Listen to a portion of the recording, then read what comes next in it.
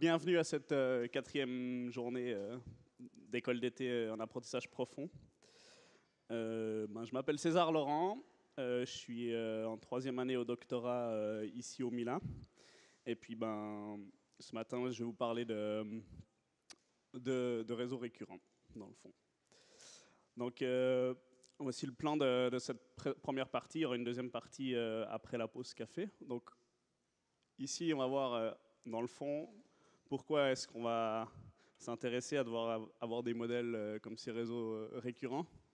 Ensuite, une petite introduction, qu'est-ce que c'est que ces réseaux de neurones récurrents? C'est abrévié par RNN, si jamais c'est Recurrent Neural Networks en anglais. Je suis désolé, mais je vais le dire souvent dans la présentation. Donc, voilà.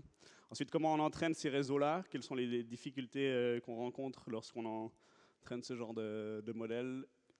Certaines architectures particulières, et enfin les réseaux récurrents génératifs. Donc, motivation.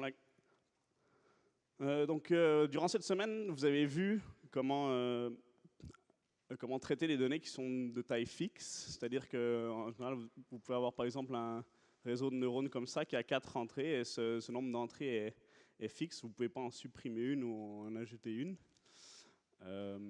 Et c'est la même chose dans le fond pour les réseaux à convolution. En règle générale, ce n'est pas toujours le cas, mais en règle générale, vos images, elles ont des dimensions fixes en entrée, genre 256 pixels par 256. Puis ensuite, vous les parsez à travers une série de convolutions. Et puis, à un moment donné, vous avez des couches connectées dans votre réseau de neurones. Et puis, il faut qu'à ce moment-là, les dimensions à l'entrée ici soient fixes. Donc, c'est pour ça que vous êtes obligé d'utiliser des images taille fixe. Donc, la question, c'est comment est-ce qu'on peut faire si on a des données qui ne sont pas de taille fixe, mais qui ont des longueurs variables? Et puis ça, c'est ce qui arrive souvent lorsqu'on a des données qui sont séquentielles. Quelques exemples de ça, c'est par exemple de la parole. Comment est-ce qu'on peut faire un système qui prend de l'audio en entrée, par exemple, puis qui en génère une phrase? Donc, on peut avoir une phrase en entrée qui est très courte ou une phrase très longue. Et il faut que le système soit capable de traiter ces deux phrases de la même façon. Donc ici, vous avez un petit exemple d'une personne qui dit 0, 1, 2, 3, 4, 5, 6, 7, 8, 9. Voilà. Un autre exemple où on a aussi les séquences, c'est l'exemple de la traduction automatique. Donc ici, j'aime les réseaux de neurones performants, donc I like high performance neural networks en anglais. Donc là, pareil, on a une séquence en entrée, une séquence en sortie. Et ce qui est intéressant aussi qu'on peut voir, c'est qu'ici, on a 1, 2, 3, 4, 5, 6, 7 mots en entrée. Et ici, on a 1, 2, 3, 4, 5, 6 mots en sortie. Donc, on gère des séquences qui sont de taille différente. On remarque aussi que c'est un petit peu plus compliqué que de faire juste de la traduction mot à mot. Donc, le système est capable de, par exemple, le mot performant ici, qui vient de venir placer avant. Donc le système est capable de faire des inversions, etc. On remarque aussi que les réseaux de neurones, il a bien compris qu'en anglais, la traduction, c'était neural networks, c'est qu'il n'a pas fait une traduction mot à mot de networks of neurons, par exemple. Donc on voit qu'il y a toute une complexité qui apparaît dans cet exemple. Finalement, un autre exemple que vous avez vu probablement plusieurs fois déjà au cours de la semaine, c'est le problème de génération de légendes, où là, vous avez une image en entrée, et vous voulez générer une légende en sortie. Aujourd'hui, vous allez voir comment tout le système fonctionne, et puis on va pouvoir traiter ça en détail. Donc voilà, je ne vais pas passer plus de temps là-dessus, vu que vous l'avez déjà probablement assez vu. Donc voilà, des données séquentielles, il y en a des tas. Ça peut être des vidéos, ça peut être du texte, ça peut être des séries financières, ça peut être de l'ADN, ça peut être des signaux médicaux comme des ECG ou des IRM, etc. Il y en a vraiment énormément. Et puis donc, du coup, on a besoin d'avoir des réseaux de neurones qui sont capables de traiter ce genre de séquences. De façon un petit peu plus schématique, voilà un petit peu les différentes choses qu'on aimerait pouvoir faire avec nos réseaux de neurones. Donc, on a des entrées ici, des frames d'entrée, on a un certain état dans notre réseau de neurones et on a des sorties. Puis il y a différentes possibilités qui peuvent apparaître dépendamment de qu'est-ce qu'on a en entrée et qu'est-ce qu'on a en sortie. Donc, un premier exemple, c'est si on a une seule frame d'entrée et une seule frame de sortie, ça c'est ce que vous avez vu jusqu'à présent, c'est-à-dire des réseaux de neurones type réseau à convolution. Vous avez une image en entrée qui est de taille fixe et vous avez une classe en sortie. Ensuite, on peut avoir l'exemple d'après avec une entrée et puis donc une entrée de taille fixe et plusieurs éléments, donc une séquence en sortie. Et bien ça, c'est l'autre exemple de génération de légende que vous avez vu, où vous avez votre image en entrée et on génère une séquence en sortie. Vous pouvez avoir l'inverse, donc d'avoir une séquence en entrée puis de générer quelque chose de taille fixe en sortie. Ben ça peut être par exemple de l'analyse de sentiments, où vous lisez une phrase et puis on va devoir la classifier, savoir est-ce que le texte est plutôt positif, plutôt négatif, est-ce que la personne qui parle est heureuse, triste, etc. Ensuite, on a le cas many-to-many. Ici, alors ça, c'est un système encodeur-décodeur. Donc là, notre système lit une phrase en entier. Et une fois qu'il a traité toute la phrase d'entrée, toute la représentation ici, il va commencer à décoder la phrase à ce moment-là. Donc ça, c'est la partie d'encodage. On encode toute notre séquence sur quelque chose de taille fixe. Et ensuite, on la décode pour de nouveau régénérer une séquence. Donc ça, un exemple de ces systèmes, ce serait la traduction automatique, disons un petit peu plus anciens systèmes de traduction automatique que vous allez voir un petit peu plus en détail cet après-midi avec Gaëtan. Et finalement, il y a le cas many-to-many où on traite la séquence et à peu près en même temps on génère une séquence. Alors un exemple de ça, c'est la reconnaissance de la parole, ou alors au fur et à mesure qu'on détecte des sons, des lettres ou des mots, on va pouvoir les générer notre séquence. Donc voilà un peu tout le genre de choses qu'on va devoir traiter. Et puis maintenant, on va essayer de voir dans le fond comment on peut faire ça avec des réseaux de neurones. Donc, un réseau de neurones récurrent, qu'est-ce que c'est? C'est un réseau de neurones qui prend en fait une séquence en entrée, qui va générer une séquence en sortie.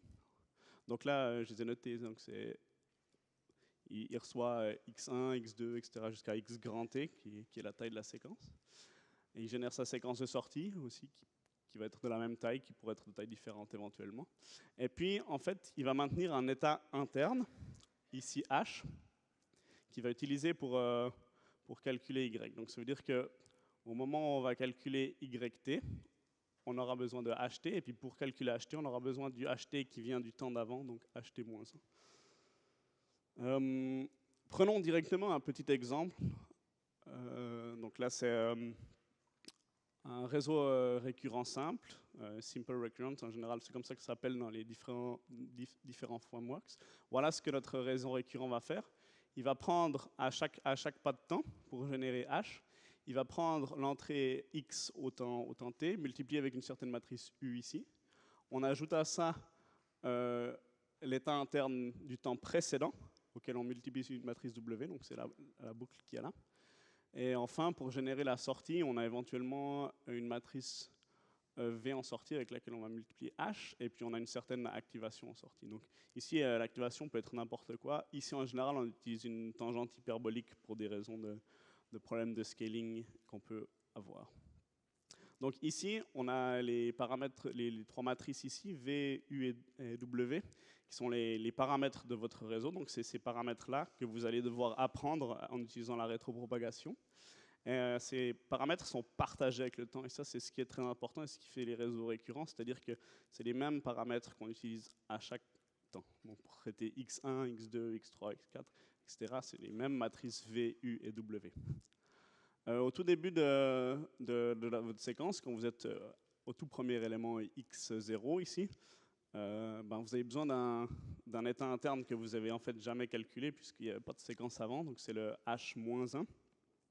Donc en général, le tout premier, l'état initial dans le fond de votre état interne, c'est aussi en général c'est aussi un paramètre qu'on va apprendre. On peut aussi l'initialiser à 0 ou une valeur quelconque, mais en règle générale, il est appris.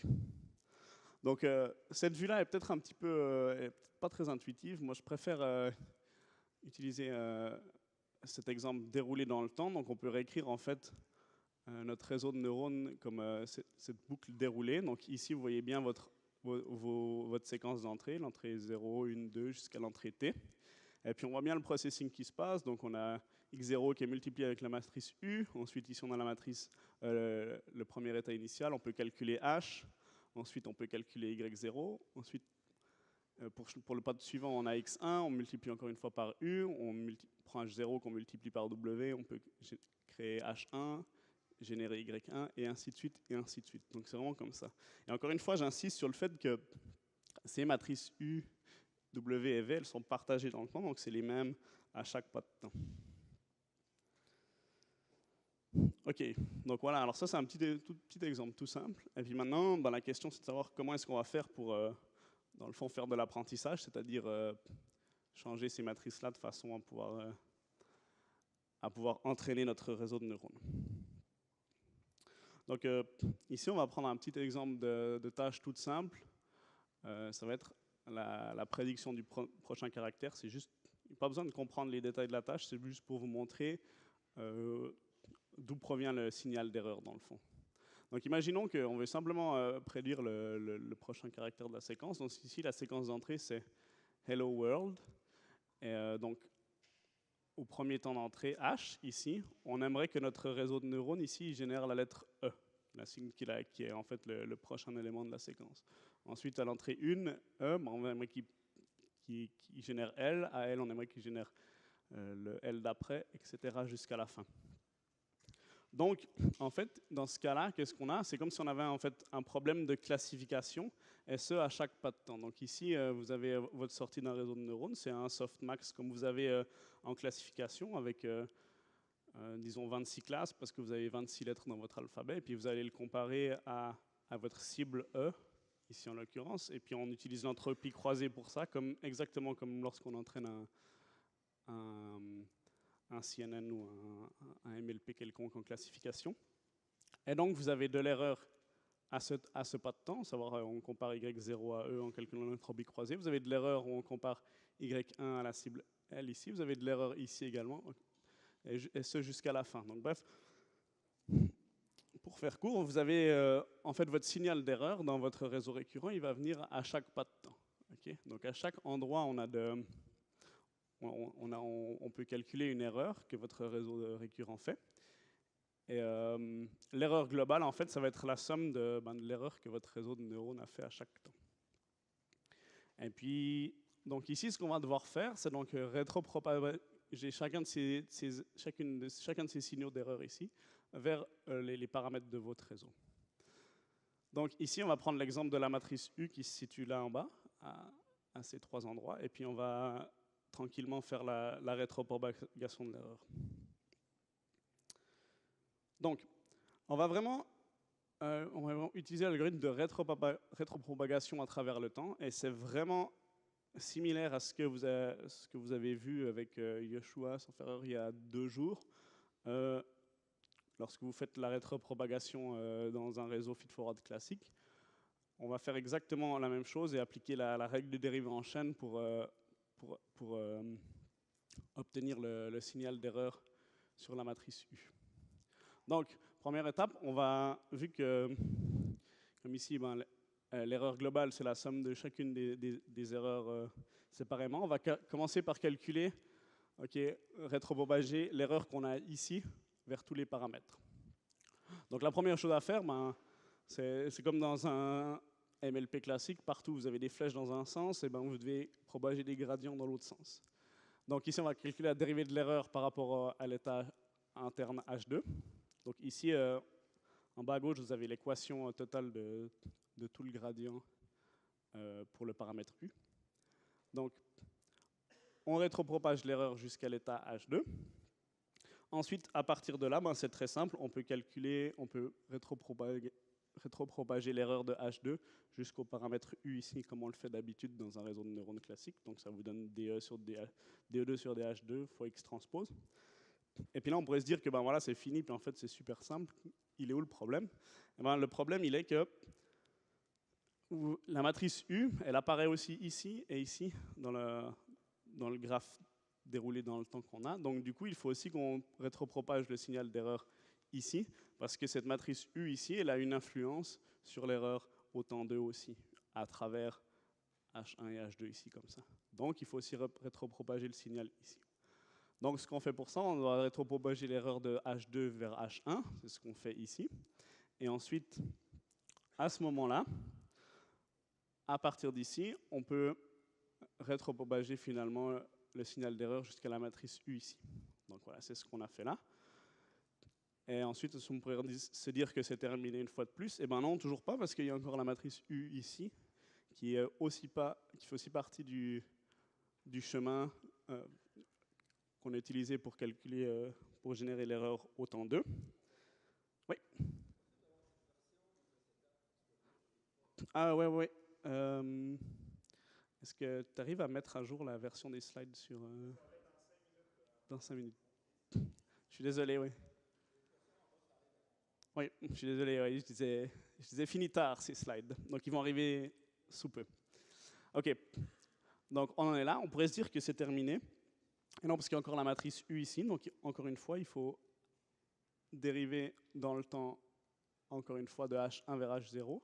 Et finalement, depuis H0, on peut rétropropager le signal sur U. Donc ça, c'est l'expression totale de votre gradient depuis E jusque vers U, en prenant compte de toutes les contributions temporelles que vous avez. Est-ce que là, c'est terminé? Et ben non, toujours pas, en fait, parce qu'on a encore de l'erreur ici et ici à rétropropager. Donc là, on va appliquer le même principe. Je n'ai pas refait les choses en détail, mais on va rétropropager E1 vers H1. Ensuite, de H1, on peut rétropropager vers U. Il faut aussi qu'on rétropropage dans le temps pour rétropropager vers le U ici. Chose très importante, on ne va pas propager l'erreur en avant dans le temps, okay, parce que cette matrice U-là, à cet endroit-là, elle n'a pas eu d'influence sur l'erreur au temps 1. Okay, ça c'est dans le futur par rapport à E1. Donc on rétropropage seulement, on remonte dans le temps. Si on veut. Et puis, on va faire la même chose encore une fois pour l'erreur au temps 0, où là, on descend à l'état 0, et finalement, on rétropropage l'erreur sur U ici. Et au final, voilà, on va sommer toutes ces rétropropagations qu'on a faites pour calculer, dans le fond, la dérivée de l'erreur globale, qui est la somme de toutes ces erreurs qu'on a dérivées. Donc voilà, ça c'est l'image générale. Et encore une fois, lui descend jusqu'ici, ici et ici. E1 descend jusqu'ici et ici. Et E0 descend jusqu'ici. Est-ce que c'est clair jusque-là? Vous avez des questions? Oui?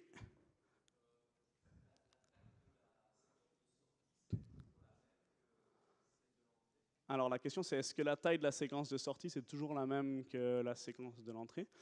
Dans ce cas précis, oui, en fait, parce que l'architecture de notre réseau récurrent, elle est comme ça. Après, on va voir comment faire lorsqu'on a des séquences de taille différentes. Et, oui. En fait, si, parce qu'on construit, dans le fond, on veut prédire on a Hello World en entrée, puis on a Hello World comme cible avec le point à la fin pour dire que c'est terminé. Donc c'est à peu près, les séquences, elles sont de taille équivalente là vraiment. Oui. Oui, alors effectivement, il y a, oui, je n'ai pas rajouté la flèche ici, il y a le paramètre H-1 qui est ici, effectivement. Et donc si on veut apprendre faire la rétropropagation sur H-1, on peut le faire aussi. Donc on va devoir calculer E2 jusqu'à H- ici, E1 jusqu'à H-, puis E0 jusqu'à H-. Donc il est toujours là, effectivement, il est caché là-dedans. Il y a une autre question derrière?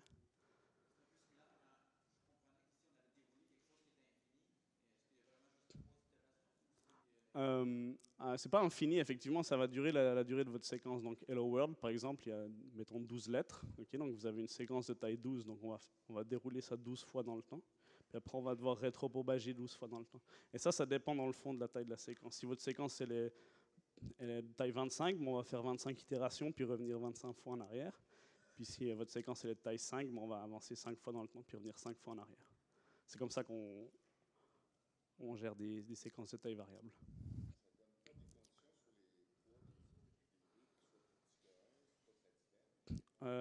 Oui, alors est-ce que ça donne une certaine condition sur les poids des matrices pour savoir si ça diverge ou pas? Alors oui, on va voir ça un petit peu plus tard. Mais effectivement. Il y a des biais aussi, là, c'était juste pour regarder l'exemple simple. Mais, ouais.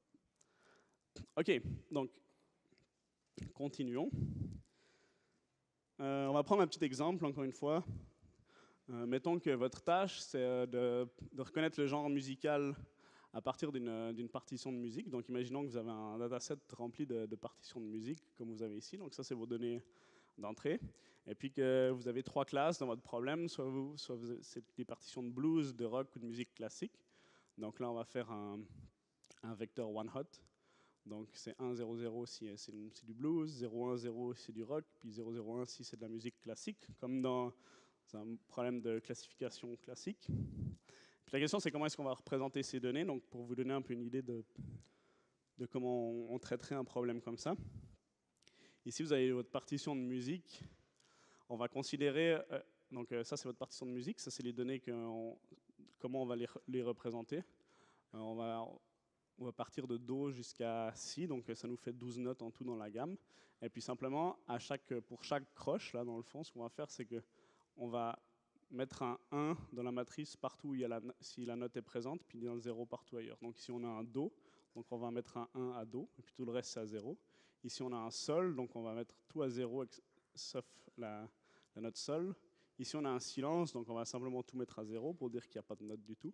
Ici, on a un accord avec 2 notes, donc on va un Do et un Sol en l'occurrence, donc on va mettre un 1 ici, un ici, etc. Donc ça, c'est une manière de représenter vos données. Et puis donc, ici, vous avez l'axe du temps, okay, l'axe de votre séquence. Et puis ici, vous avez l'axe des features. Okay, donc ça, c'est les features que vous avez en entrée. Excusez-moi. Oh, la clé n'est pas représentée du tout là. C'est un exemple bateau là dans le fond. On va dire qu'on n'en a pas besoin là. Désolé s'il y a des musiciens dans la salle. J'ai vraiment pris un exemple simple, essayer de faire un exemple un petit peu différent que les exemples de texte que vous allez pouvoir trouver partout sur Internet. Voilà, mais au final, c'est très similaire. Donc, comment ça va fonctionner avec le réseau récurrent qu'on avait avant? Donc, la grosse matrice qu'on vient de créer avec nos partitions, chacun de ces vecteurs avec les notes, c'est ceux qu'on va entrer à chaque entrée de nos réseaux de neurones. Et c'est ça qui va être notre séquence qu'on va processer. Donc ça, c'est notre donnée X. Ici, on va calculer HT avec un réseau récurrent simple, comme on l'a montré avant. Donc on multiplie chacun des X avec une matrice U. On multiplie chacun des HT du temps précédent avec une matrice W. Et là, on ajoute un biais. Ici, j'ai rajouté le biais que je n'avais pas ajouté avant. Et en fait, ensuite, ce qu'on va prendre ici, c'est le dernier élément de la sortie, le dernier élément de la séquence qu'on a généré ici, qu'on va multiplier avec la matrice V, ajouter un biais de sortie, on va prendre un softmax avec ça. Donc là, on s'arrange pour qu'on ait plus que 3 dimensions en sortie, pour enfin calculer l'entropie croisée entre ce que notre réseau une des 3 classes que notre réseau a prédit, et puis la vraie cible C qu'on a ici. Donc cet exemple-là, dans ce cas-là, on est dans un cas où on est en many to one, donc on a une séquence en entrée, puis on veut générer une sortie. L'exemple de rétropropagation que je vous ai montré avant, on avait une séquence en entrée, puis une séquence en sortie également. C'est pour vous montrer un exemple un petit peu différent. Et dans ce cas-là, si on doit rétropropager les gradients, on va le faire de la même manière, simplement qu'on a seulement l'erreur ici en haut à la fin, okay, on n'a pas d'autres erreurs à chaque temps. Donc simplement, on fait pareil, on suit simplement toutes les flèches qu'on avait dans notre graphe, puis on va les suivre à l'envers pour rétropropager les gradients. Donc vous avez l'erreur ici. Donc là, depuis là, j'ai oublié de mettre la flèche, mais on peut rétropropager l'erreur sur V ici, on rétropropage sur H, on peut ici rétropropager sur U, sur W, ensuite on passe au temps d'après, sur U, sur W, on passe au temps d'après, sur U, sur W, et ainsi de suite jusqu'à la fin de la séquence. Comment ça s'implémente un réseau comme ça en pratique? Alors ici, j'ai fait ça avec Keras. J'espère que c'est juste, je n'ai pas vérifié le code, j'utilise pas Keras non plus. Donc voilà. Donc on crée notre modèle, c'est un modèle de type séquentiel. C'est la boîte en fait qui va contenir toutes les couches de notre réseau de neurones. La première chose à faire, c'est d'ajouter une couche dense, ici de taille 100. Donc là, ça représente simplement la transformation qu'on fait avec la matrice U ici. Ensuite, cette équation-là, c'est une équation d'un réseau récurrent simple. Donc dans les frameworks, c'est connu comme Simple Recurrent, qui est aussi les vecteurs H ici ont une taille de 100 également. Et puis ici, on va utiliser return sequence égale false pour dire que on ne veut pas en fait que le réseau récurrent retourne toute la séquence et tous les pas de temps, mais seulement la dernière sortie. Donc ça, c'est quelque chose qui est assez classique dans les applications qu'on utilise. C'est pour ça que c'est très facile, si vous voulez, dans les librairies. Et ensuite, à la fin, on ajoute une couche dense avec c'est la matrice V qu'on a là, qui va avoir une taille de 3 en sortie parce qu'on a 3 classes à classifier et on passe tout ça à travers un softmax. Et puis, à la fin, on n'a plus qu'à compiler notre modèle en lui disant que on va utiliser l'entropie croisée pour calculer notre erreur, qu'on va utiliser la descente de gradient et puis que on aimerait observer la précision de notre modèle. Donc voilà, en fait, il y a 2 messages à retenir de cet exemple de code ici. Le premier, par rapport à cet exemple musical, c'est un exemple un peu bateau et simpliste, mais en fait, c'est on peut utiliser ce genre de modèle avec notre séquence en entrée. On prend le dernier élément et puis on fait une classification pour faire plein de choses, comme d'analyse de sentiments dans des textes. Si vous avez des électrocardiogrammes, vous pourriez classifier si un patient est malade ou s'il est sain de la même manière. Et d'une façon plus générale, si vous avez des séquences puis que vous voulez les classer d'une certaine manière, ça serait une manière de faire. Et l'autre remarque que j'aimerais faire là-dessus, c'est que si vous n'avez pas tout compris comment ça marche, cette rétropropagation dans le temps, c'est pas si grave parce que les librairies, elles font ça tout seul pour vous. Okay, donc, ces gradients ici, c'était ça se fait ici dans Optimizer NCD, donc ça se fait bien, ça se fait tout seul pour vous, mais comme la remarque du monsieur juste avant ici, attention, il y a quand même des difficultés d'apprentissage qui peuvent survenir, et puis c'est ce qu'on va regarder en détail maintenant. Donc, quand on traite des séquences, quelque chose qu'on aimerait être capable de modéliser, c'est ce qu'on appelle des dépendances à long terme. Donc ici, on a une petite phrase d'exemple. Yoshua est allé à Paris. Puis mettons qu'on aimerait savoir, notre tâche, ce serait de savoir qui est-ce qui est allé à Paris. Maintenant, cet exemple-là, c'est assez facile parce que dans le fond, on n'a qu'à, quand on entraîne notre système, on n'a qu'à remonter dans le temps 5 pas. Et puis on trouve que c'est Yoshua ici. Donc il n'y a pas tellement de...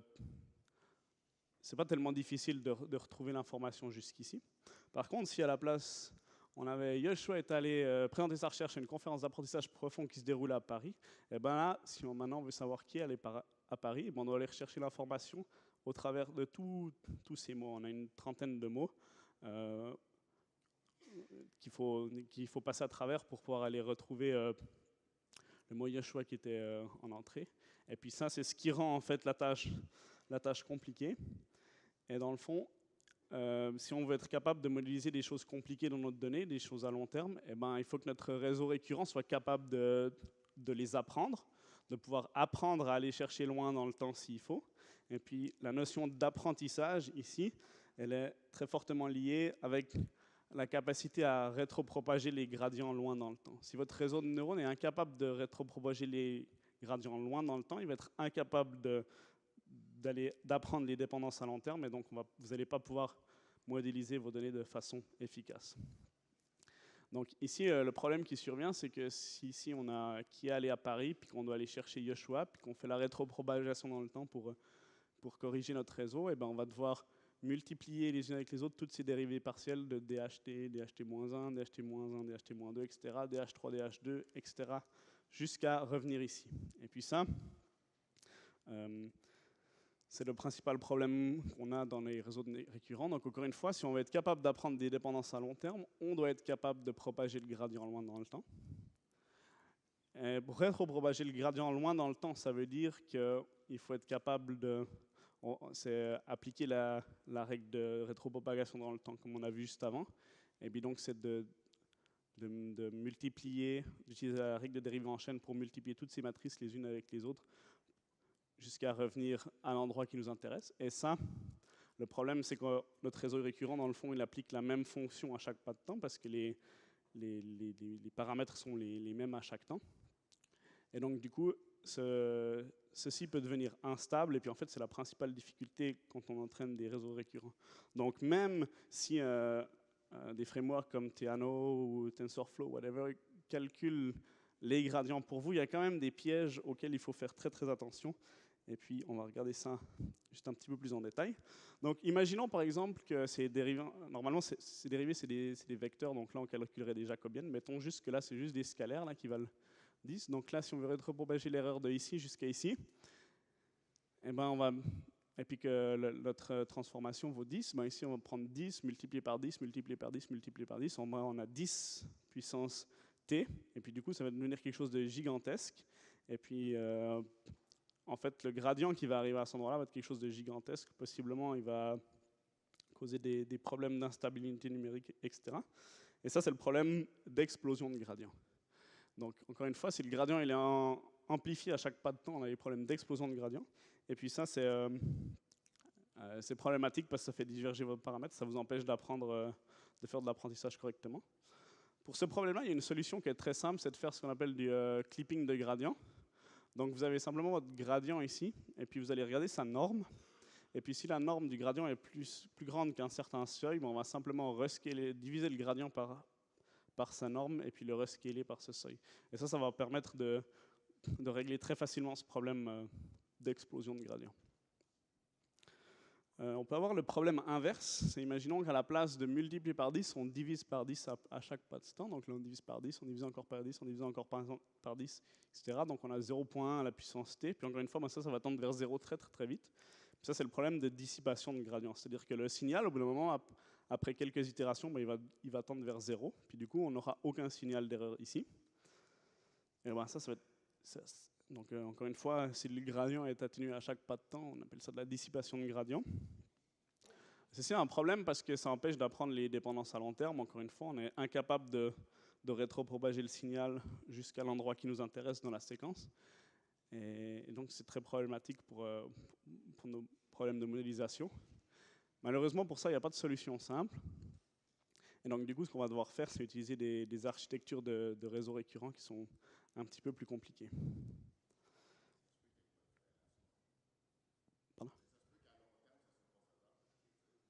Ça se peut qu'à long terme, ce ne soit pas faisable de... Ouais, alors ça se pourrait que la séquence est tellement longue qu'on arrive... Alors le problème, c'est... Enfin, la remarque, c'est que ça se pourrait que ça soit une normale que la séquence est tellement longue que ce soit une normale qu'on puisse plus retenir toutes les informations. Effectivement, mais notre réseau de neurones, ce qu'on lui demande, c'est de résoudre une tâche particulière, et peut-être que dans ce cas-là, il a besoin d'aller rechercher de l'information qui est tout au début de la phrase. Et puis, avec le réseau récurrent simple que je vous ai montré jusqu'à maintenant, c'est impossible de faire ça pour le moment. Donc là, on va s'intéresser à des modèles qui seraient justement capables de faire ça. C'est ce qu'on va regarder ici avec les architectures de réseau récurrent.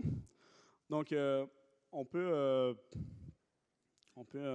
prendre ce problème de dissipation de gradient puis le regarder un petit peu de manière différente. Ici, imaginons que ça c'est l'entrée au temps 1.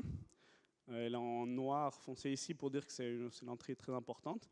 Et puis on regarde au fur et à mesure qu'on propage notre signal dans le temps, on voit l'influence que cette entrée-là est là sur le reste de la séquence. Puis on voit qu'après quelques temps, eh ben notre réseau de neurones a totalement oublié qu'il avait vu cette entrée noire ici. Il est redevenu blanc ici en l'occurrence. Donc ici, si on demande si on a eu le choix ici à l'entrée et qui est-ce qui allait à Paris, eh ben, hop, ici, notre réseau de neurones, on n'a aucune idée de ce qui s'est passé.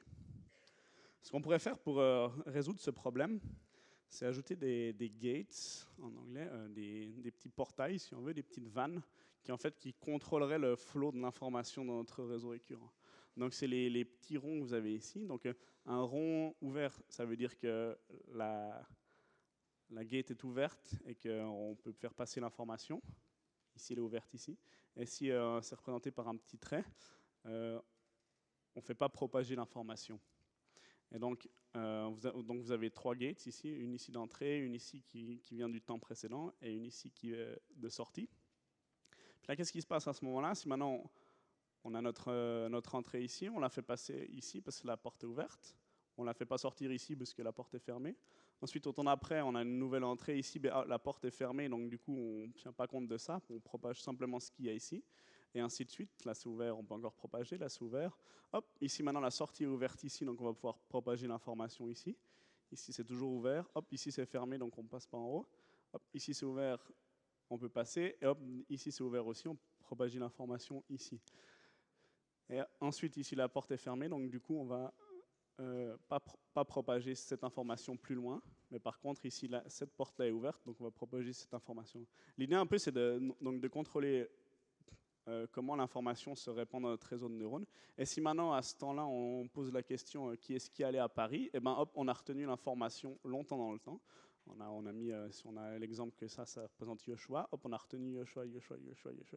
Hop, puis quand on pose la question ici, ben, on sait déjà que c'est effectivement Yoshua qui est allé à Paris. Comment est-ce qu'on va faire ça maintenant avec des réseaux de neurones? C'est là où ça devient un petit peu plus compliqué.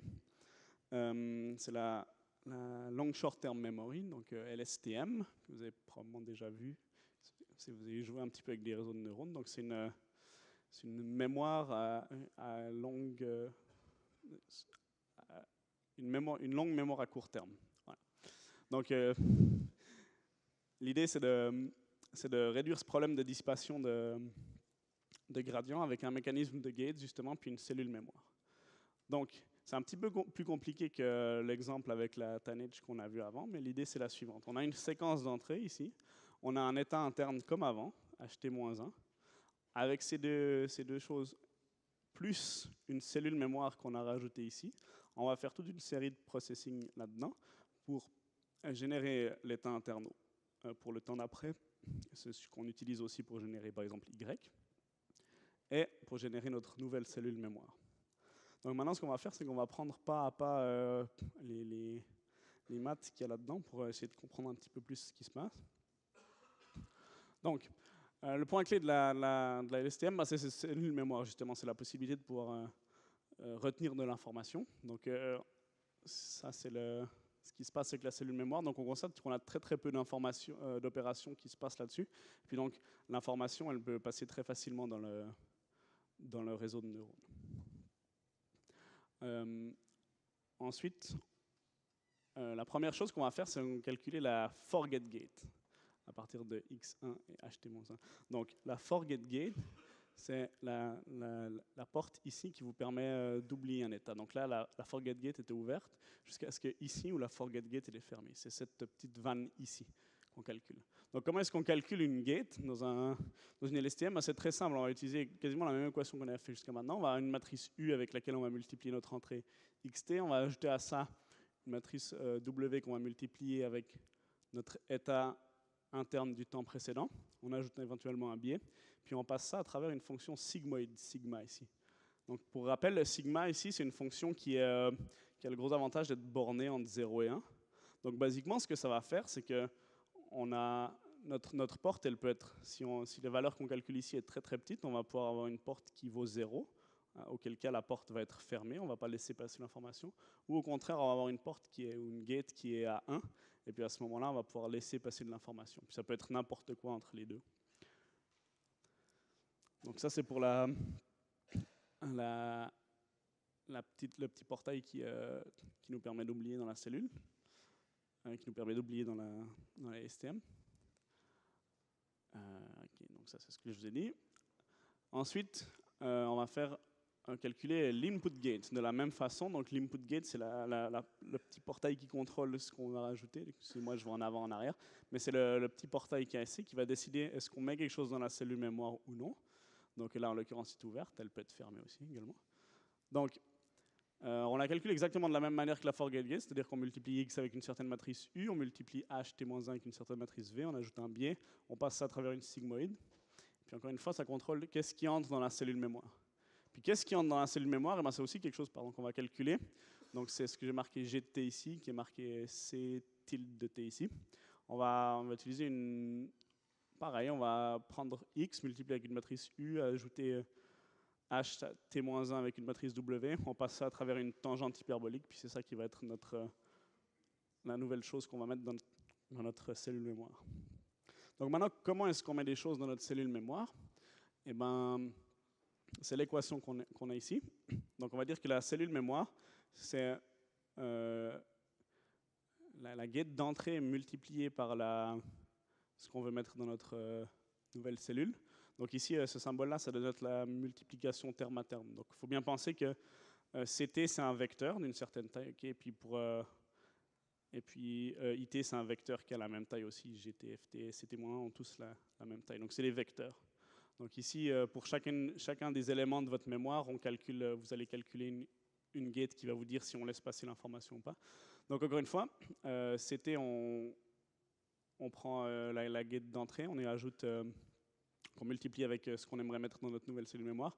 Plus, on va ajouter la forget gate qui va multiplier ce qu'on a déjà présentement dans notre cellule mémoire. C'est les opérations qui sont là. Donc encore une fois, si votre input gate est fermé, puis que votre forget gate est à 1 et est ouverte, ben on va simplement copier l'information qu'on a dans notre cellule mémoire.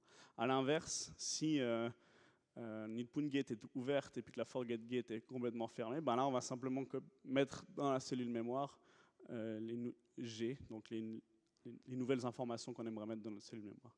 Et puis il peut arriver n'importe quoi entre les deux, dépendamment de comment les portes sont ouvertes et fermées. Donc voilà, ça permet d'ajouter de l'information dans la cellule mémoire ou aussi d'oublier de l'information dans la cellule, l'information déjà présente dans la cellule.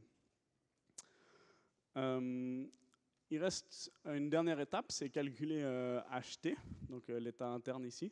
Et là, comment est-ce qu'on va faire ça? De la même manière, on va calculer une porte de sortie de la même manière que les autres. Donc encore une fois, si je reviens en arrière sur ce chemin-là, la porte de sortie, c'est la porte que vous avez là en haut, dans le gros qui va dire qu'est-ce qu'on fait sortir comme information de notre cellule mémoire. Donc ça se calcule exactement de la même manière que les autres, avec les deux matrices, plus on passe au travers d'une sigmoïde pour que ça soit bien de 0 et 1. Et au final, on peut calculer l'état interne, ça va être simplement la gate de sortie multipliée avec une tangente hyperbolique de notre cellule mémoire. Donc voilà pour la LSTM. Donc au final, tout ce processing-là, en fait, c'est représenté par ces équations ici. Encore une fois, on doit calculer 3 gates qui vont permettre de laisser l'information se propager à différents endroits de notre réseau de neurones. On va calculer ce qu'on aimerait ajouter dans notre cellule mémoire. On met à jour notre cellule mémoire et on met à jour notre état interne à partir de notre nouvelle cellule mémoire. Donc là, toutes ces matrices de poids, UI, UF, etc., W, et les biais ici, c'est tous des paramètres qui vont être appris par rétropropagation des gradients. Donc ce qu'il faut bien comprendre ici, c'est qu'on laisse à notre LSTM l'opportunité d'apprendre elle-même quand est-ce qu'elle doit ouvrir les portes, quand est-ce qu'elle doit les fermer. Donc c'est ça qui est très très intéressant avec ce modèle, c'est que c'est elle-même qui va apprendre à choisir comment mettre de l'information dans une cellule mémoire et comment faire sortir l'information. Ouais, c'est clair. Est-ce que vous avez des questions là-dessus, remarques? Oui.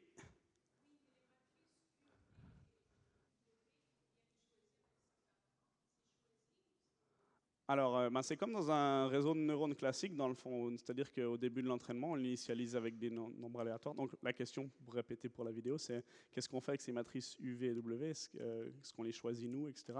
Non, alors au début, c'est comme pour un réseau de neurones normal, on les initialise de façon aléatoire.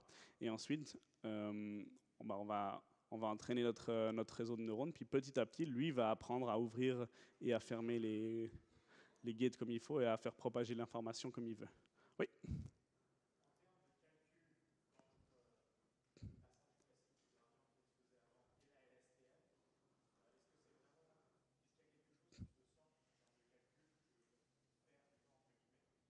Alors la question, c'est en termes de calcul, quelle est la différence entre ce qu'on faisait avant et puis les choses qu'on fait maintenant. Alors, effectivement, c'est une opération qui est beaucoup plus lourde. Là. Il y a beaucoup plus de multiplication de matrices. C'est vraiment, on pourrait imaginer que c'est en tout cas 4 fois plus lent. Pour chaque pas de temps, c'est en tout cas 4 fois plus lent que le réseau à tangente hyperbolique que je vous ai montré avant. Mais c'est un peu le seul moyen qu'on a pour pouvoir apprendre ses dépendances à long terme. Donc, au final, on n'a pas vraiment le choix de passer par là. Oui, au fond, une dernière.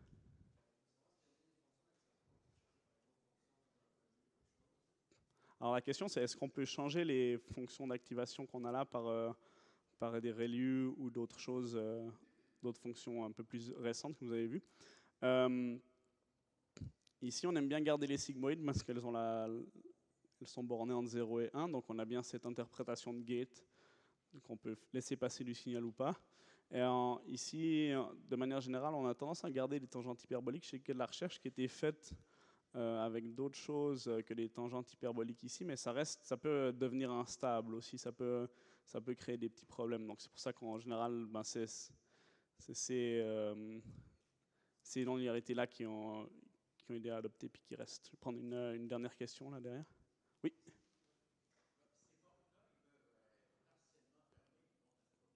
Oui, exact. C'est très important en fait. Ben, c'est le problème qu'on a dans les réseaux de neurones, c'est que si on prend une décision binaire, on peut pas propager les gradients à travers ça. C'est pas une fonction qui est continue. Et donc du coup, c'est pour ça qu'on est obligé d'avoir un genre de sigmoïde comme ça. Oui, ben, je vais prendre encore. Il y en avait une question là-bas, d'abord, oui.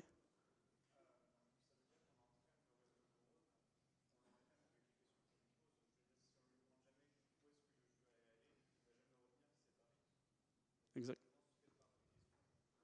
Exactement. Donc la question c'est qu'est-ce qui se passe notre réseau de neurones va être entraîné dans le fond à répondre aux questions qu'on lui pose. Ben là, effectivement, ben notre réseau-là est entraîné à aller chercher l'information où il a besoin d'aller la chercher pour résoudre la tâche en particulier. C'est exactement la même chose dans un réseau à convolution. Il va apprendre à extraire des filtres, extraire des features qui sont intéressantes pour lui pour résoudre sa tâche, effectivement. Ouais, je vais prendre encore les deux questions là, puis après je vais continuer. Oui.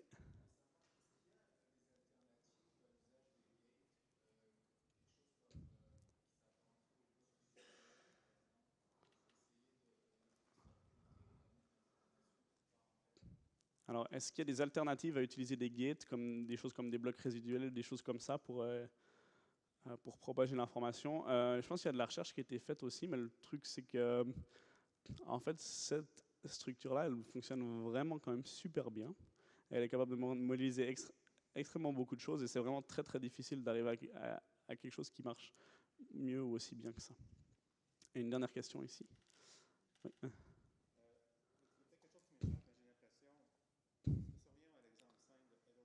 Mm-hmm. Ouais. Ouais. Ouais.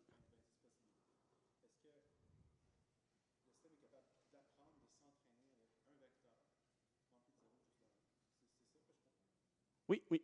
Alors c'est ça. Alors la question c'est, dans le fond, le, le-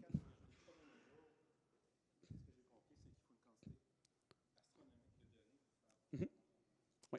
Alors la question c'est, si on revient à l'exemple de Hello World ou de la musique, comment ça se fait que notre réseau soit capable d'apprendre avec simplement un vecteur d'entrée qui est juste un one-hot dans le fond avec un 1 et plein de zéros. Donc il faut imaginer que ce vecteur-là, dès qu'il va être multiplié avec une matrice, okay, ça ne va plus être un vecteur avec un 1 et des zéros, hein, ça va être une des colonnes de la matrice.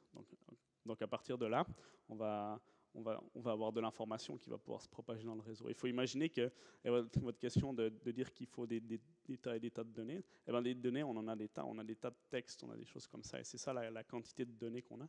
C'est effectivement des séquences simples comme ça, mais au final, on en a tellement beaucoup que votre réseau va quand même être capable d'apprendre à résoudre les tâches qu'on lui demande.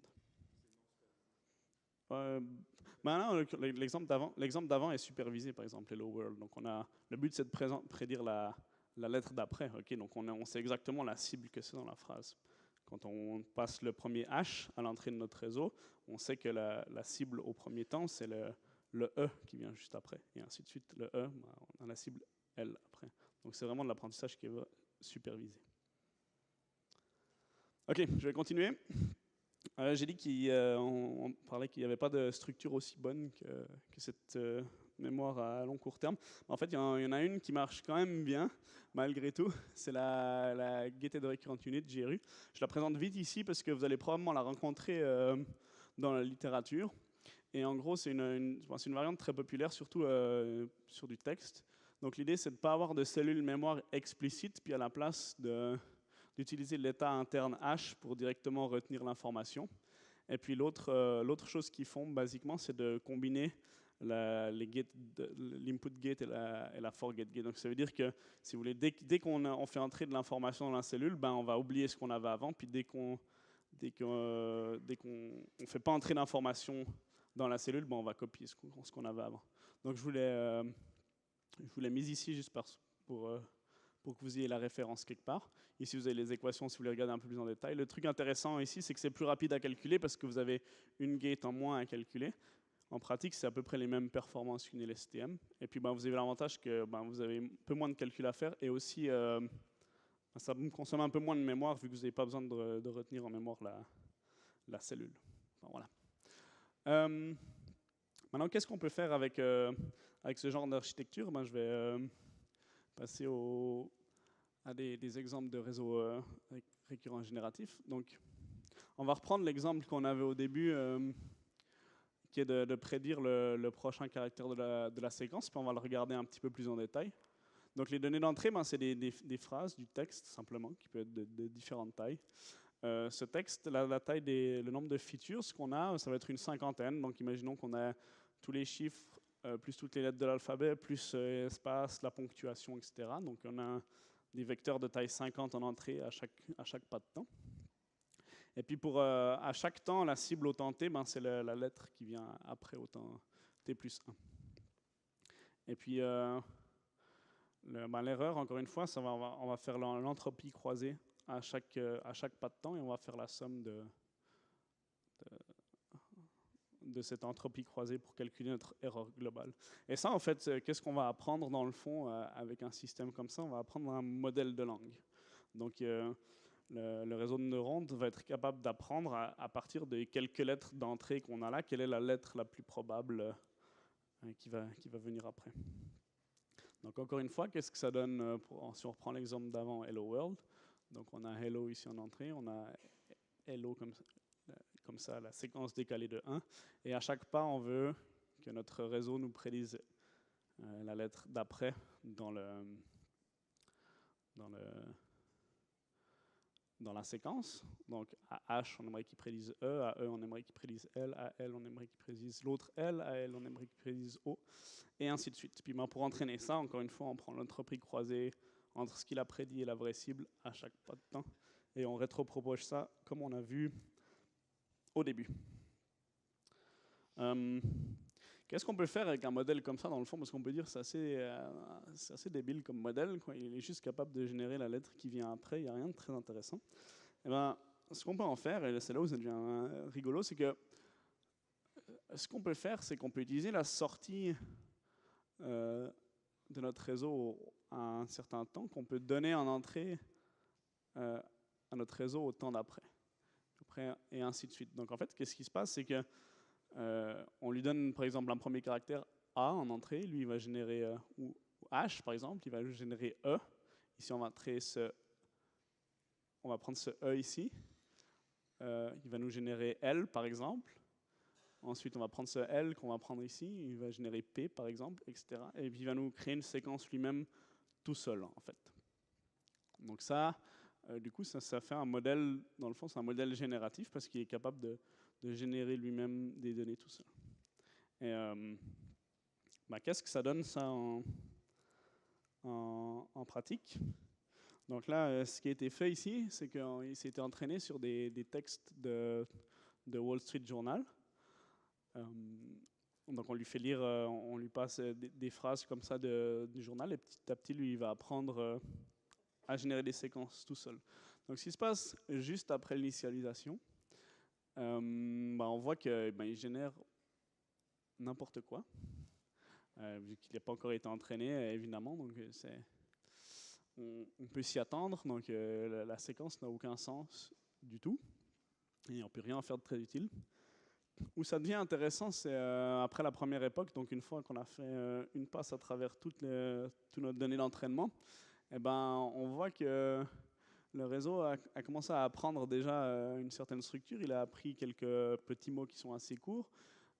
Il a appris à mettre des espaces entre les mots, etc. Et puis il est capable de générer du texte. On voit qu'il fait encore des erreurs. Par exemple, je ne suis pas un expert en anglais, mais je ne suis pas sûr que skill existe. Enfin, je suis peut-être peux peut-être me tromper. Enfin bref, donc ouais, on voit que le réseau de neurones a retenu certaines informations. Et après beaucoup plus d'époques, eh ben, on voit que il est capable de générer des phrases qui ont presque l'air d'être des phrases authentiques, là, avec un vocabulaire, enfin, un lexique qui est assez intéressant, avec President, Economic Spokesman, etc. Et puis ça, ben, on pourrait croire que le réseau est en train de nous parler. Alors en fait, tout ce qu'il a appris dans le fond, c'est à, à générer des phrases comme ça. Alors là, je ne sais pas exactement comment ils ont fait. Peut-être qu'ils lui donnent un petit bout de phrase et puis qu'après on le laisse rouler. J'ai pas les détails, mais alors ce qu'on peut faire, c'est ouais, soit lui donner une lettre, soit lui donner un petit bout de phrase déjà pour le lancer sur un sujet. Par exemple, on peut lui dire, on peut le lancer sur un sujet puis voir ce que lui va générer. On peut faire des choses comme ça. Oui. Pardon. Un simple modèle de Markov fait beaucoup mieux de ça. Probablement, on va voir l'exemple d'après. Je ne suis pas familier avec les modèles de Markov, pour être honnête. On va voir l'exemple d'après, et peut-être que là, ça va être un petit peu plus intéressant. OK. Ouais. Alors, ouais, on va y revenir juste après, mais une autre question là.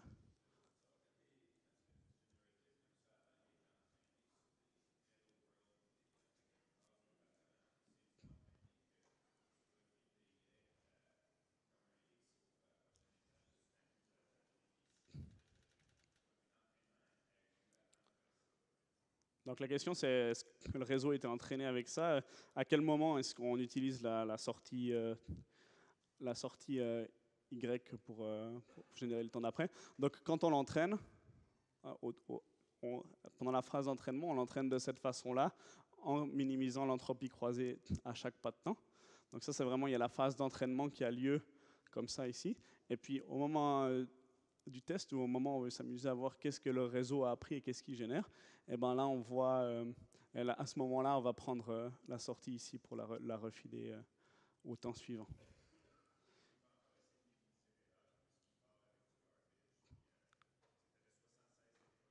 Non, non, non, non, non. Alors, ici, les époques, c'est donc là, il faut savoir qu'on a pris notre réseau de neurones, on l'initialise de façon tout à fait aléatoire, les matrices de poids, etc. Et puis là, on s'amuse à regarder directement, en faisant directement ça, juste après l'initialisation, qu'est-ce qui se passe? Et bien, il va générer cette séquence ici, parce que pour le moment, il n'a rien appris du tout. Ensuite, qu'est-ce qu'on fait? On l'entraîne pendant un moment, donc de cette façon ici, avec l'entropie croisée à chaque temps. Et puis, après, on va regarder, après la première époque, ben on fait ça encore une fois, puis on regarde qu'est-ce qui nous génère. Puis là, on voit qu'il a commencé à apprendre des choses. Puis après, on le laisse entraîner encore pendant longtemps, longtemps, longtemps, longtemps. Puis on regarde une fois qu'il était complètement entraîné, quel genre de phrase il peut nous générer. Donc ce truc de générer, d'utiliser l'élément que vous avez généré à un temps t pour le fider au temps t plus 1, ça se fait seulement quand on veut tester, quand on veut générer des choses. Mais l'entraînement, il se fait vraiment de façon tout à fait supervisée avec la séquence d'entrée et puis les cibles au-dessus. Oui.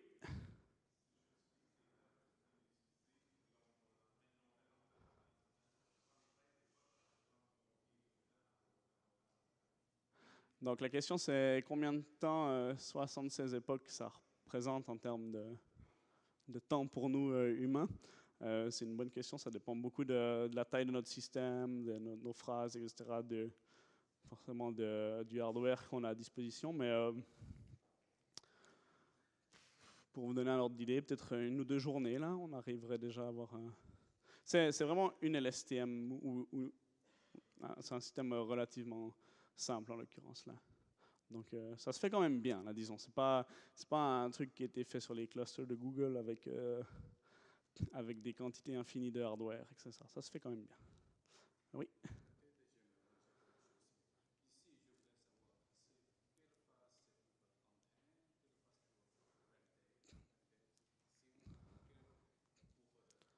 Ok, ok. Donc c'est pas très clair. Qu'est-ce qu'on fait pour... Ok, pas de problème. Donc quelles sont les phases d'entraînement, de validation, de test, etc. Donc pour toutes ces choses-là, pour entraîner, on utilise ça. Donc on a notre entrée ici, on a notre cible en même temps. On peut calculer l'erreur de classification et on entraîne le réseau avec la rétropropagation dans le temps. Ça, c'est avec les données d'entraînement. Ensuite, au moment où vous voulez faire la validation et le test, on fait ça de la même manière. Sauf, donc on peut calculer l'entropie, l'erreur à chaque pas de temps. Et puis on peut avoir une erreur de test. Mais on n'est pas encore dans la génération. Okay? Donc ça c'est... Oui.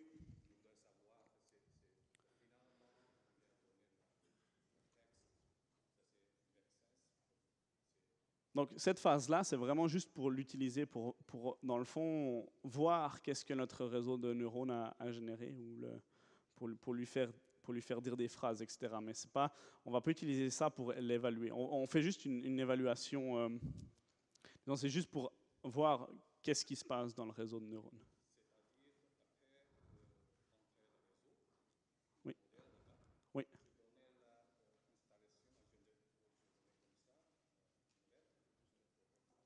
Non, alors là, c'est plus ici, on lui a juste donné la lettre A, et puis après, mettons qu'on lui a donné une lettre A, ben lui, il va générer comme lettre ça, le premier symbole, ouvrez les guillemets. Donc,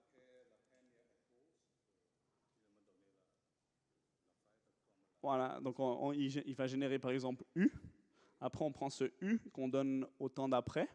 Avec ça, il va générer S. Au temps d'après, il va générer B, etc. Puis là, on le fait juste générer une phrase pendant un moment. Et puis ben là, alors ça, c'est ce qui se passe après l'initialisation. Puis ça, c'est ce qui se passe une fois qu'on a fini de l'entraîner.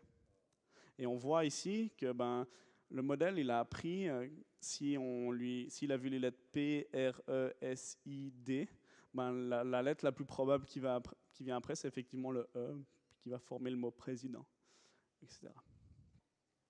Oui.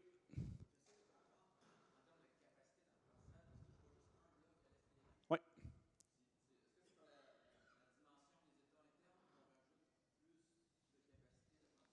Alors ça, on va pouvoir voir un petit peu plus en détail après, mais effectivement, pour le moment, on va partir du principe qu'on a juste une LSTM ici. Puis effectivement, la taille de l'état interne, donc la taille de la cellule, la taille de l'état interne, c'est les mêmes. Ça fait partie des hyperparamètres de votre réseau, donc des choses que vous pouvez choisir vous. Et là, probablement que c'est peut-être un millier ou quelque chose comme ça, pour se donner une idée. Ça, de cet ordre de grandeur, une centaine à un millier, ça serait des tailles classiques de LSTM. Vous avez toutes les matrices de poids, donc il y a quand même pas mal de paramètres parce que vous avez toutes les matrices pour chacune des portes et puis pour une nouvelle cellule. Donc, au niveau du nombre de paramètres, c'est quand même des modèles qui sont qui sont bien paramétrisés. Okay, je vais prendre un autre exemple de réseau récurrent génératif. À la place de l'entraîner sur des textes de Wall Street Journal, on peut l'entraîner sur d'autres données textuelles, comme par exemple l'entier du code source de Linux. Et puis, donc après, ce qu'on peut s'amuser à faire, c'est lui faire générer du code, en fait. Donc, ça va générer Windows. Ben, on n'espère pas, sinon ça veut dire qu'on l'a très mal entraîné. Donc, alors ici, les choses intéressantes qu'on peut voir ici, c'est qu'est-ce que le réseau a appris dans le fond. Alors, si on prend les premières lignes, c'est que le réseau, d'abord, il est capable de générer des commentaires. Donc, il nous écrit un commentaire quelconque, très informatif sur ce que va faire notre fonction. Je suis désolé, l'image est un petit peu coupée, mais là, c'est vraiment statique, int, etc. Donc, il est vraiment en train de faire une fonction. Je suis vraiment désolé, on ne voit pas, il y a une accolade ici qui est ouverte. Okay, donc, il a vraiment appris à ouvrir l'accolade au début de la fonction. Il y a... Pardon ? Non, ça ne compile pas avec l'écran ici. Donc, il ouvre l'accolade ici. Il est capable de déclarer des variables, même avec des noms intéressants. Il est aussi capable d'utiliser des mots-clés comme if, par exemple, et puis d'utiliser une syntaxe correcte après ça. Donc, ouvrir les parenthèses, faire une comparaison, égal, égal, etc. Ensuite, ouvrir l'accolade, fermer l'accolade, etc., rajouter des commentaires. Il est aussi capable de... L'indentation est aussi correcte, et ça c'est aussi intéressant. Donc là, donc voilà, un exemple de ce qu'un réseau récurrent est capable de faire. Ici, il a fait une boucle for aussi avec la variable i, qu'il a même réussi à réutiliser. Donc là, j'en vois venir certains qui nous disent déjà, ben voilà, vous avez créé Skynet, les réseaux de neurones sont capables de générer du code, etc. Mais là, si on regarde un peu plus en détail, en fait, le réseau de neurones est juste capable de vous faire croire qu'il a réussi à générer du code. Si on regarde, les noms de variables sont complètement, ils sont jamais utilisés. Il en utilise chaque fois des nouveaux, etc. Mais par contre, il a réussi à apprendre parfaitement la syntaxe, et c'est ça qui est vraiment très intéressant dans cet exemple, c'est qu'il est capable de faire des book for, il est capable de, de faire des returns, etc. Et puis pour revenir à la question sur les modèles de Markov, bah là, je ne suis pas un expert encore une fois, mais là, ce sur quoi je veux vous porter l'attention, c'est que le modèle ici, par exemple, il a une accolade qu'il a ouverte ici au début de la fonction, qu'il a refermée ici en bas de la fonction. Donc dans le fond, le modèle est capable d'avoir retenu le fait qu'il a ouvert cette accolade il y a 1000 caractères avant, qu'il a généré du texte, et puis qu'il est capable de la refermer après au bon endroit. Et c'est ça qui est vraiment intéressant, c'est qu'il est capable de... Est-ce que ça compile probablement pas? Non, parce que là, il y a des variables non utilisées, etc. Donc ça ne va pas compiler. Heureusement pour nous. Donc voilà un peu la puissance du modèle ici, en l'occurrence. Une autre chose intéressante, c'est que si on le laisse générer comme ça et on continue, au bout d'un moment, il va décider que c'est le moment de sampler, de générer un nouveau fichier, et puis tout d'un coup, il va commencer à nous prendre la licence ici, en début du fichier. Licence qu'il a apprise par cœur, effectivement. Et après, il va commencer à faire différents imports qu'il a probablement aussi appris par cœur, là, oui, des choses de Linux, etc., faire des macros, etc. Donc, donc, donc voilà un peu de quoi ces réseaux récurrents sont capables. Donc, ces modèles génératifs, c'est rigolo parce que ça génère du code, puis c'est sympathique, mais on se rend bien compte que le réseau a quand même été capable de modéliser quelque chose de compliqué, aussi compliqué que d'ouvrir et de fermer des accolades, même très très loin dans le code. Et puis il est capable aussi d'en ouvrir, en fermer plusieurs. Donc il en ouvre une ici, ensuite il ouvre celle du if qu'il leur ferme ici, il en ouvre une autre, ici il en ouvre une deuxième, il ferme la troisième, il ferme la deuxième et il ferme la première. Donc il est vraiment capable de gérer ça de façon professionnelle. Question au fond, oui.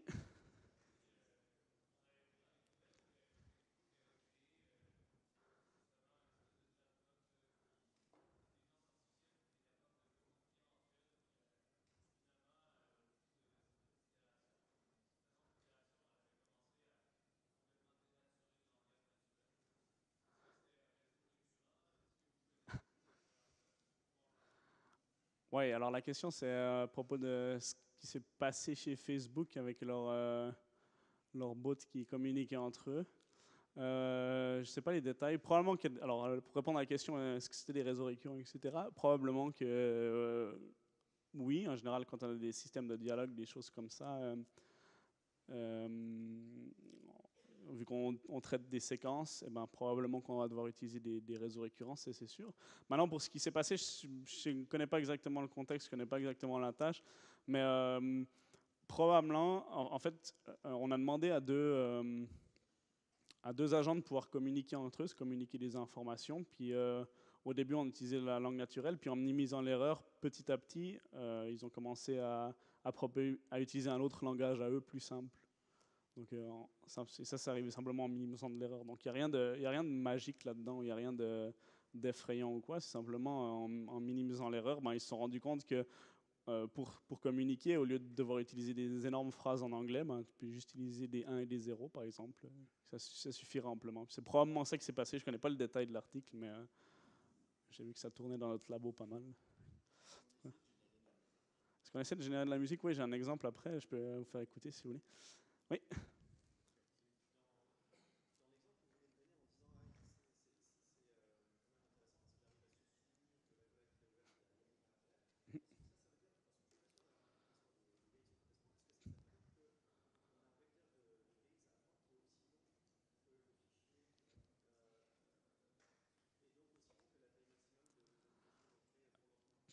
Euh, non, alors les gates, en fait, ben, on va devoir les calculer à chaque temps. On est d'accord?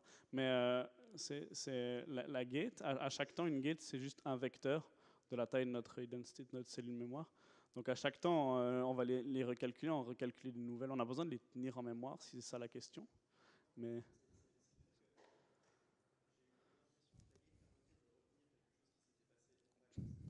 ok. Oh. Mhm. Ouais. Non, alors la question c'est si on a une dépendance de 1000 caractères, est-ce que ça veut dire que la gate fait 1000 caractères de long? Non, alors la réponse c'est qu'il faut plus le voir comme à un moment donné, ce qui s'est passé, c'est que là, on a, on a écrit une accolade ouverte.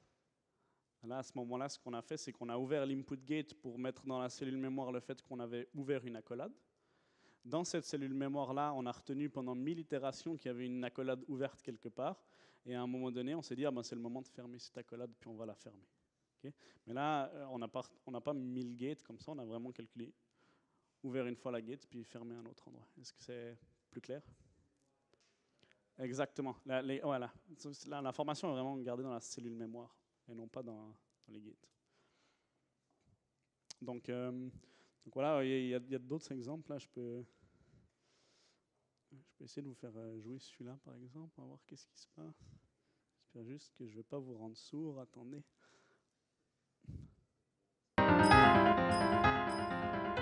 Ah voilà. Donc ça, alors ça c'est un réseau un petit peu plus compliqué que simplement une LSTM, on est d'accord. Mais enfin, le principe est le même, c'est juste pour montrer de quoi ils sont capables. Donc ici, ça c'est les données sur lesquelles il en est entraîné, qui est donc du bar piano, donc, probablement avec une représentation assez similaire que ce que je vais montrer au début. Ce sera plutôt des fichiers MIDI dans le fond. Et puis là, on va voir qu'est-ce qui se passe à la première itération. Ben voilà. Ça c'est quand votre réseau vient d'être initialisé. Puis au fur et à mesure de l'apprentissage, on le fait générer un moment, puis on voit ce qu'il apprend petit à petit. Oui.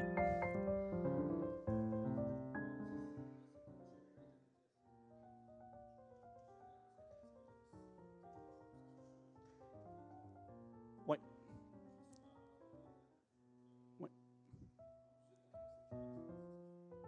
Ouais. Donc là, effectivement, bah, ça c'est un problème qui revient beaucoup dans les modèles génératifs. Vous allez voir ça plus tard. Donc je vais pas trop marcher sur les plates-bandes de Mathieu, mais ça reste un problème fondamental dans le fond. C'est comment est-ce qu'on évalue la qualité d'un modèle comme ça? Est-ce qu'on calcule juste la log likelihood à chaque temps quand on l'entraîne, ou alors est-ce que comment est-ce qu'on peut faire pour évaluer ça de façon simple? Par exemple, pour le cas de la musique, c'est assez compliqué d'évaluer ça comme il faut. Ah voilà. Donc ça pour des exemples de génération. Il y a un autre exemple ici, c'est quelqu'un qui est entraîné à reconnaître à générer de l'écriture. Donc là, si je mets hello world et puis que je vais générer, mettons 5 samples. Hop, ouais, je les ai déjà générés avant. Et ben le réseau va être capable de nous générer de l'écriture comme ça. Donc voilà, ça c'est des applications un petit peu fun de réseau récurrent. Et puis ben, dans la deuxième partie de ma présentation, on va voir en fait comment utiliser ces réseaux récurrents et surtout ces réseaux récurrents génératifs dans des applications plus intéressantes. Donc j'en ai fini pour ma première partie. Est-ce que vous avez encore des questions? Oui, là-haut.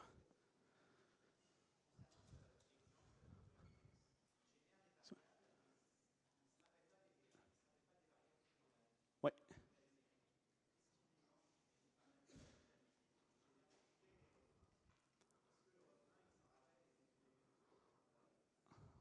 Oh.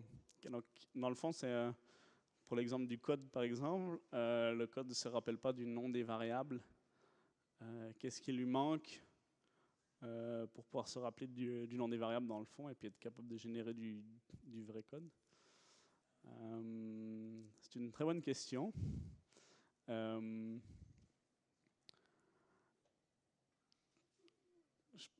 Dans ce cas-là, dans le fond, ce que le réseau va apprendre, c'est apprendre la syntaxe du code.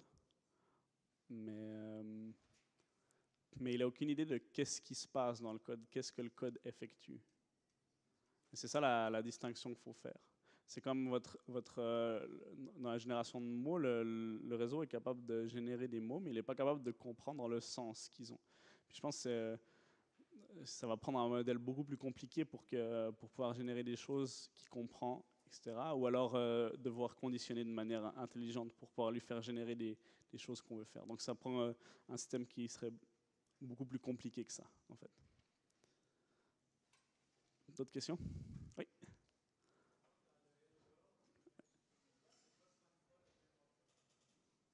Dans le Hello World, pourquoi est-ce qu'il y a des...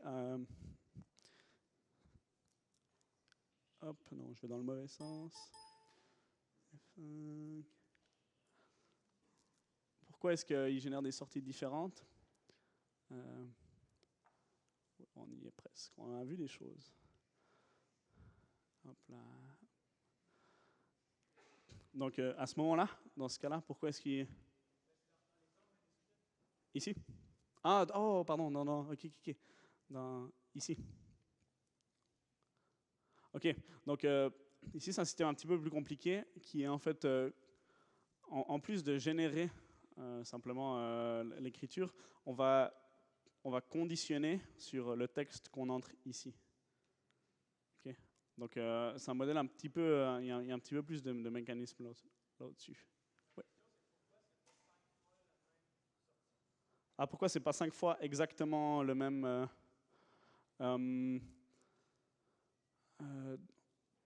il y a un petit détail que je ne vous ai pas dit ici, que je peux vous expliquer un petit peu plus en détail, vu qu'on a encore un petit peu de temps, juste avant la pause.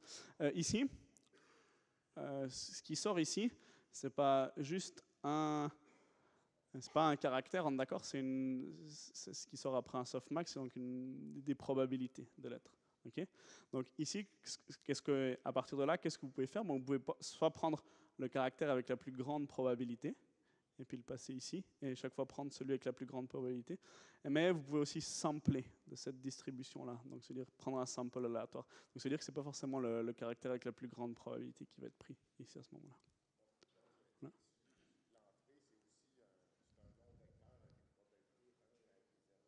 Exact. Voilà, moi je pense qu'on a fini là, et puis qu'on est à la pause café.